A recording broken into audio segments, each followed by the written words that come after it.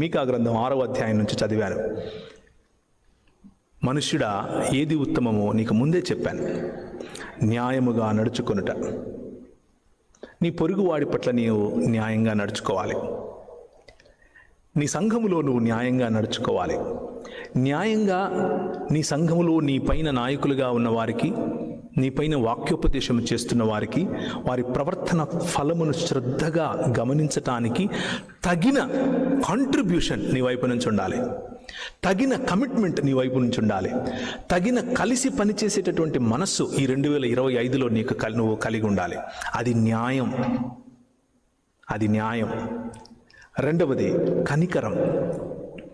కనికరం భారతదేశంలో ఉన్నటువంటి కుష్ఠరోగుల పట్ల, భారతదేశంలో ఉన్నటువంటి డెస్టిట్యూట్స్ పట్ల, భారతదేశంలో ఉన్నటువంటి విధవరాండ్ర పట్ల ఉండటం తప్పు కాదు. ఉండొచ్చు, ఉండాలి. కానీ నువ్వు ఉంటున్న నీ దేశంలో, where you are living, homeless people, destitutes, drug addicts.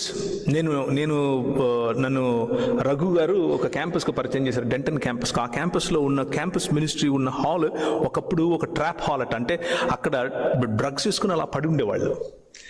Redeeming these areas, ఈ ఏరియాస్ను రిడీమ్ చేయాలి. కనికరం చూపించి పెద్దవాళ్ళు, వృద్ధులు, ఈ 2025వ సంవత్సరం అన్నీ నేను చేయలేను బ్రదర్ అనుకుంటే ఐ విల్ ఆస్క్ యూ, మీరు నిన్న పిక్ చేసుకున్నటువంటి అనేక వాగ్దానాల్లో నుంచి ఒకటి ఎలా పిక్ చేసుకున్నారో ఇప్పుడు నేను చెప్తున్న లిస్టులో నుంచి ఒకటి పిక్ చేసుకోండి.